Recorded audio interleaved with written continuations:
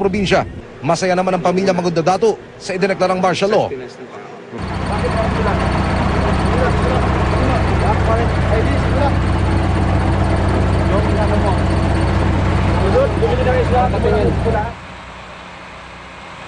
Bigay ayon sa AFP, hindi magkakaroon ng restriction ng media sa probinsya. Ibig sabihin, malaya pa rin nating magagampanan ang ating mga tungkulin. Vicky? Maraming salamat sa iyo, Emil Sumangil. Dinampot din ng mga otoridad si Maguindanao Governor Sajid Ampatuan. Ang mga residente naman magsisindikas sa takot na maipit sila kapag lumala ang sitwasyon. Nakatutok si June Veneracion live mula rin sa Sharif Agua. June. Vicky, parang liblib na baryo na ngayon itong Sharif Agua, ang kabisera ng Maguindanao. No, dati ay puno ng tao sa kalye, pero ngayon ay mga sundalo at tangke na lang kadalasang makikita sa mga lansangan at balot sa takot ang karamihan sa mga residente dito. Okupado na ng militar ang mga munisipyong hawak ng mga apatuan. Alas 6 kaninang umaga nang i-take over ng mga sundalo ang Municipal Hall ng Datu Unsay, Datu Piang, Datu Saudi at Ampatuan. Ang military takeover ay ginawa 9 na oras makaraang ideklara ang martial law sa probinsya.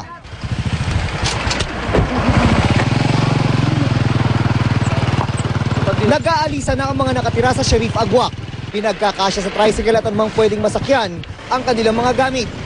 Makikitang takot sila na baka sila naman ang maipit sakaling sumiklab ang kaguluhan. Hindi kasi maitatangking banta pa rin ang private army ng mga apatuan. Ginaiwasan lang namin baka kung ang dyan sa kabila, yun, baka magkutukan pa. Maraming establishmento ang nagsipagsara ngayong araw. Ramdam sa paligid ang abnormal na sitwasyon. Huling kinuha ng militar ngayong araw si Maguindanao Governor Sajid Ampatuan. Pasado alas 9 ng umaga nang pasukin ng mga sundalo ang bahay ni Maguindanao Governor Sajid Ampatuan dito sa Sharif Agua. 2 oras halos naghintay ang mga sundalo hanggang sa kusang loob na sumama ang gobernador. Sumakay siya sa SUV na ineskorta ng mga sundalo. Sa Maguindanao Provincial Police Office, nakita ni Governor ang mga kaanak na inimbitahan at dinala rin doon. Pasado alas 12 ng tanghali, dinala na sila sa Camp Siongco sa Awang, Maguindanao. Sa Division Headquarters muna mananatili itong si Governor Sajid at iba pang miyembro ng pamilya Ampatuan na naimbitahan ng mga otoridad. Vicky? Maraming salamat sa iyo, June Veneracion. Si ARMM Governor Zaldi Ampatuan ang pinakamataas na opisyal na inaresto sa Maguindanao. Naging emosyonal siya nang sunduin sa kanyang bahay at nakatutok si Jiggy Manicad live mula sa Sharif Agua. Jiggy. Vicky, hindi nga napigilan ni ARMM Governor Zaldi Ampatuan ang mapaiyak nang arestuhin siya kaninang madaling araw. Madilim pa nang dumating ang mga opisyal ng PNP at Army na susundo kay ARMM Governor Zaldi Ampatuan. Imbitasyon ng pakay nila kay Gob. Kalmadong sitwasyon sa loob ng bakuran ng mga Ampatuan. Maayos sa tinanggap ang mga otoridad at maayos ding nakipag-usap ang kampo ni Gob. Nagkapi pa ang magkabilang panig habang pinag-uusapan ng mga terms ng kanilang imbitasyon. Nakapalibot sa magkabilang panig ang mga sundalo ng pamahalaan, mga imam, abogado at mga taga-suporta naman ni Governor Ampatuan sa kabila. Halatang problemado si Ampatuan.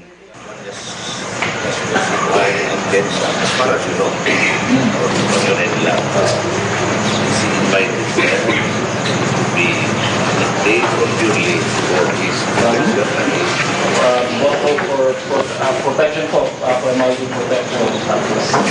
Yung sa invitation po, the reason for the invitation is Ilang sandali pa, natapos ng usapan. Naging emosyonal si Ampatuan. Naroon ang kanyang asawa at nakatanaw lang.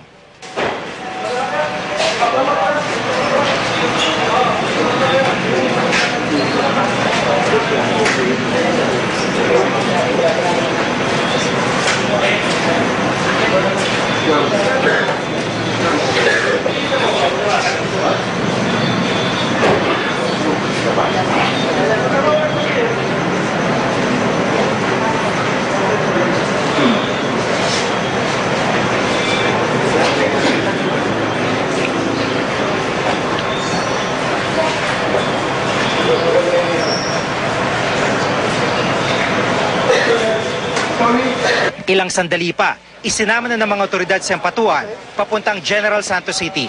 Ang mga larawang ito ang kuha habang pababa pa lamang siya ng sasakyan. Kararating pa lang niya ng CIDG Region 12 nang matsyempoan ng photojournalist na si Dennis Abangan ng European Press Photo Agency. Matapos nito, idiniretso siya sa loob para sa kaukulang investigasyon. Sa Camp Siongco, Cotabato City, dinalang 3 pang Ampatuan, si Maguindanao Governor Sajid Ampatuan, Vice Governor Ahmad Ampatuan, at Sharif Aguac Mayor Anwar Ampatuan na inaresto kasunod ng deklarasyon ng martial law.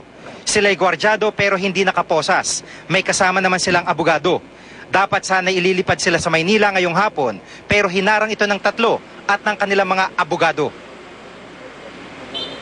Vicky, dapat sana ililipad din sa Maynila si Governor Zaldy Ampatuan pero siya'y idiniretso sa selda ngayong alas 5 ng hapon at nanatili naman sa kampo ng militar yung 3 pang Ampatuan. Vicky? Alright, maraming salamat sa iyo, Jiggy Manikad. At susunod, dating Maguindanao Governor Andal Ampatuan Sr. isinugod sa ospital matapos himatayin.